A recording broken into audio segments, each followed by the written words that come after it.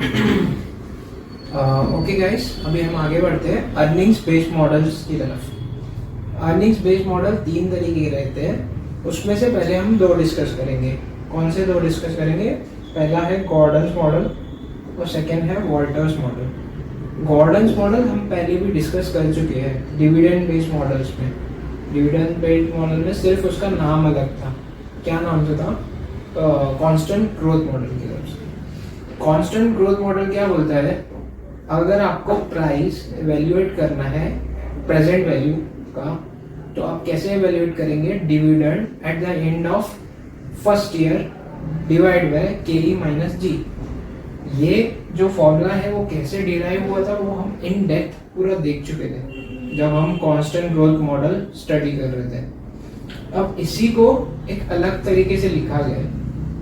ये समझने से पहले हम ये समझते हैं कि अर्निंग्स के दो टुकड़े होते हैं, ठीक है। अर्निंग्स जो होता है वो इक्विटी शेयर होल्डर का रहता है। आप इसको अर्निंग्स बोल सकते हैं या प्रॉफिट आफ्टर टैक्स बोल सकते हैं, ठीक है। ये रहता है इक्विटी शेयर होल्डर का। तो इक्विटी शेयर होल्डर को जो अर्निंग्स मिलते हैं उसमें से डिविडेंड उसको दिया जाता है, और जो नहीं दिया जाता है उसको हम बोलते हैं रिटेन्ड अर्निंग्स, ठीक है। यहाँ पे क्या किया गया है गॉर्डन्स मॉडल में, जो अर्निंग्स है इक्विटी शेयर होल्डर की उसमें से रिटेन्ड अर्निंग्स को माइनस किया गया है। ये बी क्या है? Retention ratio. इसको हम आगे लेके जाएंगे तो earnings minus retention ratio into earnings, जो कि होता है रिटेन्ड अर्निंग्स। अर्निंग्स में से आप रिटेन्ड अर्निंग्स माइनस कर देंगे तो वही आने वाला है अल्टीमेटली। बट इसको इस तरीके से ही लिखा गया है। डिवाइड किससे किया गया है? Same cost of equity minus growth rate. Okay, अब ये ज्यादा हम डीप में जाएंगे नहीं क्योंकि ये सिमिलर ही है। वॉल्टर्स मॉडल, बहुत सारे स्टूडेंट्स ना वॉल्टर्स मॉडल और गॉर्डन्स मॉडल में कंफ्यूज हो जाते हैं कि सर इसमें डिनोमिनेटर के माइनस जी है, उसमें डिनोमिनेटर के ही है, सर कितने फॉर्मूलाज याद रखें, ठीक है। अब वॉल्टर्स मॉडल और गॉर्डन्स मॉडल में डिफरेंस क्यों है ये समझते हैं। गॉर्डन्स मॉडल ना सिर्फ डिविडेंड की तरफ ध्यान देता है न्यूमरेटर में। अब देखेंगे अर्निंग्स में से रिटेन्ड अर्निंग्स माइनस किया गया है तो अल्टीमेटली डिविडेंड बचता है, और जो डिनोमिनेटर है, फिर से सुनो, जो न्यूमरेटर है अर्निंग्स में से रिटेन्ड अर्निंग माइनस कर दी, डिनोमिनेटर में भी जो कॉस्ट ऑफ इक्विटी है पूरा का पूरा इक्विटी शेयर होल्डर का जो रिटर्न है उसमें से क्या माइनस किया जाता है? जो रिटेन्ड अर्निंग्स का रिटर्न है। अल्टीमेटली ये ऐसा फॉर्मूला है जो न्यूमरेटर और डिनोमिनेटर कंपैरेबल बना देता है, ठीक है। इसमें से हमको रिटेन्ड अर्निंग्स माइनस कर दिया, इसमें से हमने रिटेन्ड अर्निंग्स का रिटर्न माइनस कर दिया, ओके। अब वॉल्टर्स मॉडल ऐसा नहीं है। वॉल्टर्स मॉडल में जो न्यूमरेटर है वो डिविडेंड को भी कंसिडर करता है और रिटेन अर्निंग्स को भी कंसिडर करता है। तो अब ये इस वजह से ये चीज आपको याद रखनी है, वॉल्टर्स मॉडल दोनों चीजों को कंसिडर करता है, डिविडेंड को भी और रिटेन अर्निंग्स को भी। इस वजह से डिनोमिनेटर में सिर्फ के ही आता है, ठीक है। ये है डिविडेंड और ये अर्निंग्स माइनस डिविडेंड है रिटेन्ड अर्निंग्स। अब यहाँ पे सिर्फ एक चीज ये आपको याद रखनी है, जो रिटेन्ड अर्निंग्स है वो मल्टीप्लाई होगा रिटर्न ऑन रिटेन अर्निंग्स और डिवाइड हो जाएगा कॉस्ट ऑफ इक्विटी से, ठीक है। जो रिटेन्ड अर्निंग्स है उस पे जो रिटर्न मिलेगा वो मिलेगा रिटर्न ऑन रिटेन्ड अर्निंग्स वाला, कॉस्ट ऑफ इक्विटी वाला रिटर्न नहीं मिलेगा। इस वजह से इसको पिक्चर में लाया गया है।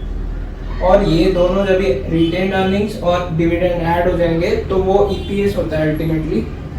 तो पूरा ऊपर कॉस्ट न्यूमरेटर जो है वो पूरा का पूरा इक्विटी शेयर होल्डर का है, इसलिए डिनोमिनेटर जो है पूरा का पूरा इक्विटी शेयर होल्डर का जितना कॉस्ट है कंपनी को, कॉस्ट ऑफ इक्विटी बोलते हैं उसको, इसके लिए पूरा के ही आता है डिनोमिनेटर में।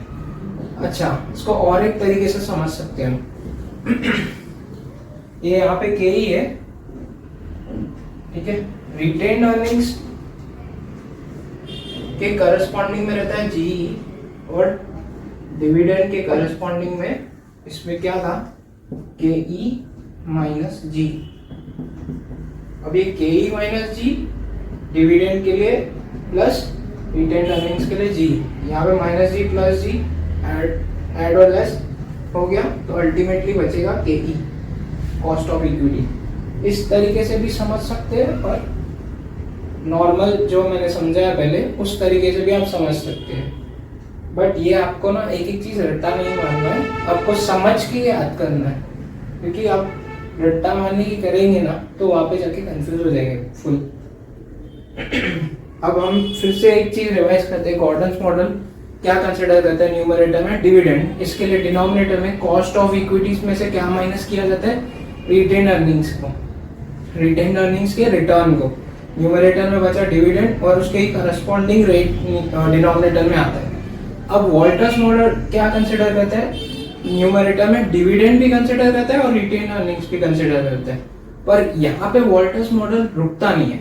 वॉल्टर्स मॉडल क्या होता है, जो रिटेन्ड अर्निंग्स है उसका रिटर्न जो मिलेगा ना वो रिटर्न ऑन रिटेन्ड अर्निंग्स होगा, तो उसको मल्टीप्लाई किया जाता है रिटर्न ऑन रिटेन्ड अर्निंग्स से और डिवाइड किया जाता है कॉस्ट ऑफ इक्विटी से। अब न्यूमरेटर में पूरा का पूरा ईपीएस आप पकड़ सकते हैं, एक्चुअल में वो ईपीएस नहीं है, बट जो भी रिटर्न अवेलेबल है इक्विटी शेयर होल्डर को वो दोनों ही चीज कंसिडर है न्यूमरेटर में। तो डिनोमिनेटर में भी जो इक्विटी के लिए कॉस्ट है कंपनी को वो कंसिडर किया गया है, कॉस्ट ऑफ इक्विटी। ठीक है, ओके। अर्निंग्स बेस्ड मॉडल में अभी हम लास्ट मॉडल डिस्कस कर रहे हैं जो है पीई मल्टीपल या ratio approach. PE multiple approach क्या बोलता है, आपको अगर कंपनी का वैल्यू निकालना है तो एक रेशियो अवेलेबल है आपके पास जो है पीई रेशियो, उसको अगर आप अर्निंग्स पर शेयर से मल्टीप्लाई करेंगे तो आपको पर शेयर वैल्यू मिल जाएगा। देखिए बहुत ही इजी है, पर इसको हम समझ लेते हैं एक बार। पीई रेशियो क्या होता है, price divide by earnings. Price पर शेयर ले लीजिए, अर्निंग्स पर शेयर।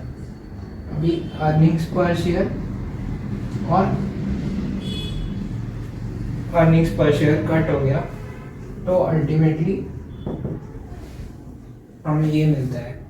ठीक है, इसमें कुछ समझने लायक है नहीं, बस आपको ये याद रखना है। ऐसा कुछ है क्वेश्चन में तो आपको अर्निंग्स को पीई रेशियो से मल्टीप्लाई करना है तो आपको क्या मिल जाएगा, कंपनी का वैल्यू पर शेयर बेसिस पे। ओके ओके गाइस, आगे है हमारे cash flow based models. Cash flow based model की तरफ बढ़ने से पहले हम थोड़े बेसिक्स रिवाइज करेंगे। पहला बेसिक है income statement. Okay, income statement शुरू होता है सेल्स से। सेल्स में से हम पहले क्या डिडक्ट करते हैं, जो भी कंपनी ने सेल किया उसको सेल करने के लिए जो कॉस्ट लगा, कॉस्ट ऑफ गुड्स सोल्ड, पहले सेल्स में से माइनस किया जाता है। ये माइनस करने के बाद जो अमाउंट मिलता है उसको हम बोलते हैं gross operating income. Okay, gross operating income में से ऑपरेटिंग एक्सपेंस डिडक्ट किए जाते हैं। ऑपरेटिंग एक्सपेंस डिडक्ट करने के बाद जो अमाउंट मिलता है हमको उसको हम बोलते हैं ऑपरेटिंग इनकम या फिर इन earnings before interest, depreciation and tax. अब ये जो है इंटरेस्ट, डेप्रिसिएशन एंड टैक्स वो एक एक करके हम माइनस करेंगे तो हमको मिलेगा अर्निंग्स आफ्टर टैक्स। यहाँ पे आपको ध्यान देने की एक चीज जरूरत है, आपको टैक्स एकदम एंड में माइनस करना है, क्योंकि वो after paying everything tax, after interest, after depreciation जो अमाउंट आता है उस पे टैक्स लगता है, तो टैक्स हमेशा एंड में आएगा। ये इनकम स्टेटमेंट आपको पूरा बाय हार्ट होना चाहिए। सेकेंड बेसिक्स हम रिवाइज करेंगे कैश फ्लोस। कोई भी कंपनी को कैश फ्लोस होते हैं, तीन तरीके के हो सकते हैं। Cash flow from operating activities, cash flow from investment activities और cash flow from financing activities. Operating activities यानी कि जो कंपनी का डे टू डे एक्टिविटीज होती है उसमें से जो कैश फ्लो होता है उसको बोलते हैं cash flow from operating activities. Cash flow from financing activities क्या होता है, से कंपनी को बिजनेस इंक्रीज करने के लिए लोन उठाना पड़ा, वो जो लोन उठाएगी तो कैश इनफ्लो होगा। वो जो कैश इनफ्लो हो रहा है वो है cash inflow from financing activities. Okay, अब ये जो कैश इनफ्लो हुआ, कंपनी एक उससे असेट खरीदती है। क्या करती है कंपनी? उससे एक असेट खरीदती है। वो जो एसेट कंपनी खरीदेगी तो कैश आउटफ्लो होगा। अब ये जो कैश आउटफ्लो हो रहा है वो क्या है? Cash outflow of investment activity. Okay, अगर कंपनी कोई एसेट सेल करती है तो वो होगा cash inflow from investment activity. कुछ इन्वेस्टमेंट कंपनी ने सेल किया, इन्वेस्टमेंट किसमें था? Fixed asset. इतना बेसिक समझ लीजिए तो हम आगे बढ़ते हैं। ओके, हम आगे बढ़ते हैं अभी कैश फ्लो बेस्ड मॉडल्स की तरफ। कैश फ्लो बेस्ड मॉडल दो तरीके के होते हैं, एक free cash flow to firm model और एक होता है free cash flow to equity model. Free cash flow to firm model, firm में कौन से स्टेक होल्डर्स इंक्लूडेड रहते हैं? पहला रहता है इक्विटी, दूसरा रहता है प्रेफरेंस शेयर होल्डर्स और तीसरे होते हैं डिवेंचर होल्डर्स। यानी कि ये तीनों को जो कैश अवेलेबल है, फ्री कैश फ्लो, उसको हम बोलते हैं free cash flow to firm model. अब ये कैश फ्लो में ना हमको सिंपल समझना है, ये कैश फ्लो हो या ये कैश फ्लो। अगर फर्म मॉडल है तो फर्म में जो स्टेक होल्डर्स है उनको पैसा देने से पहले या उनसे पैसा लेने से पहले जो कैश फ्लो होगा उसको हम बोलेंगे free cash flow to that stakeholders. अगर फर्म है तो इक्विटी, प्रेफरेंस प्लस डिबेंचर्स, और अगर इक्विटी मॉडल है, free cash flow to equity model है, तो उस केस में सबको पैसा देने के बाद लेकिन इक्विटी को देने से पहले जो कैश फ्लो होगा उसको हम बोलेंगे free cash flow to equity. ठीक है, अब हम स्टार्ट कहां से करेंगे? Earnings after tax. Earnings after tax में क्या क्या चीज डिस्ट्रीब्यूट नहीं हुई है? एक तो इक्विटी डिविडेंड नहीं गया और एक प्रेफरेंस डिविडेंड नहीं गया है। ओके, बट यहाँ पे स्टेक होल्डर्स तीन है, equity share holders, preference share holders और डिवेंचर होल्डर्स। तो अर्निंग्स आफ्टर टैक्स में डिवेंचर होल्डर्स का इंटरेस्ट माइनस हो चुका है, तो वो हम उसको पहले ऐड करेंगे। पहले तो उनकी अर्निंग्स ऐड करेंगे इंटरेस्ट, लेकिन हम यहाँ पे ना जब ऐड कर रहे हैं उसके नेट इंटरेस्ट ऐड करेंगे। इंटरेस्ट जो कि नेट ऑफ टैक्स होगा वो ऐड करेंगे। अब हमको तीनों की जो अर्निंग्स है वो आ गई, वो अवेलेबल होगा टू फर्म।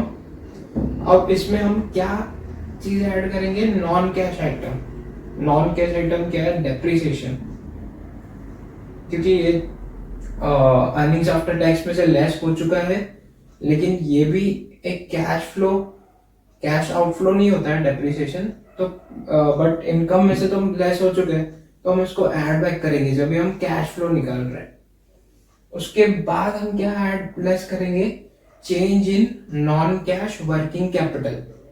अब ये क्या रहता है? से हमारा in comparison to previous year हमारा सेल्स ग्रो हो रहा है। ठीक है, जो सेल ग्रो हो रहा है से 1000 से 1200 करोड़। ओके, जो 200 करोड़ का ग्रोथ हुआ उसमें से जो 160 करोड़ का ग्रोथ है वो अभी भी हमको रिसीव नहीं हुआ, यानी कि हमारे जो डेटर्स है वो इंक्रीज हो चुके हैं, बट हमारा 200 के 200 करोड़ का इफेक्ट इसमें आ चुका है। लेकिन जो हमारे डेटर्स इंक्रीज हुए 160 करोड़ के, उसका इफेक्ट लेस नहीं हुआ है। तो हम इसमें से ऐड और लेस क्या करेंगे? Change in non cash working capital. फिर से समझते हैं, अगर हमारा कोई से इनकम इंक्रीज हुआ या एक्सपेंडिचर लेस हुआ तो उसका इफेक्ट तो आ गया है इसमें, लेकिन जो डेटर्स हो गए, क्रेडिटर्स हो गए, स्टॉक हो गया, उसका जो इफेक्ट होता है उसमें भी चेंजेस होते हैं, उसका इफेक्ट इसमें नहीं आता, तो उसके इफेक्ट देने के लिए हमको ऐड और लेस करना होता है change in non cash working capital. अब नॉन कैश वर्किंग कैपिटल अगर इंक्रीज हो रहा है, से हमारा स्टॉक इंक्रीज हो गया, तो हमारा जो फ्री कैश फ्लो था वो स्टॉक में ब्लॉक हो गया, जो स्टॉक इंक्रीज हुआ, ठीक है, तो वो उसमें से हम लेस करेंगे। क्या लेस करेंगे? अगर हमारा non cash working capital increase होता है तो वो हम लेस करेंगे। अगर हमारा non cash working capital decrease हो रहा है तो वो हम ऐड करेंगे। ओके, तो पहले तो ये समझते हैं नॉन कैश वर्किंग कैपिटल क्या होता है।